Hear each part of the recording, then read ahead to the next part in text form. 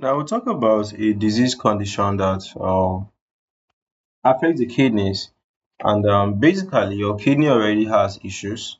So as you are now undergoing dialysis, it now worsened. So they call that the acquired uremic cystic kidney disease. Okay, so we get to look at the pictures, get to discuss around this disease, so that you guys will see how it usually is. So you can see the kidneys, I can see a lot of cysts in it, a lot of bulbs, okay, deviating from the normal architecture of the kidney. So it's a common complication. So a patient already has end-stage renal disease. So the person is on steady dialysis. Do you understand? So later on, the kidney, you know, burst up with a lot of cysts like that. So it's characterized by development of multiple bilateral renal cysts in a previous kidney that it had issues but not cyst related. So it develops as a consequence of what? Sustained uremia and chronic renal injury in end stage renal disease. So mechanism is you're actually losing the amount of nephrons that are functional.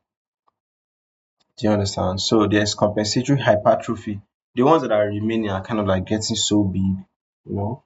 So mitogenic signals from azothermic toxins, altered electrolytes, RAS activation, inflammation, restricted tubular fluid outflow contributes to the cyst expansion.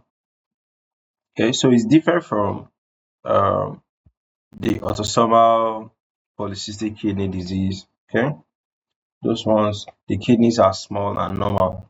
Okay, and but this one is there's hypertrophy. The kidney is actually getting so large. So clinical features. Um, okay, it's just so that hematuria, the person is passing blood in urine, flank pain, can be passing out proteins in urine. And if you take a history, you find out that the person has been having dialysis for quite a long time. Okay, you can now be suspecting that okay, this is actually a complication of the dialysis. Complication is you are bleeding so much, there's a risk of renal cell carcinoma. Okay, cancers could come up. Do you understand? So diagnosis usually use imaging, ultrasound, CT scan, MRI, just like I have a picture here, which you can get to see it. All right. So I think this is what we have. Of course, treatment is renal transplant or continue the dialysis. All right.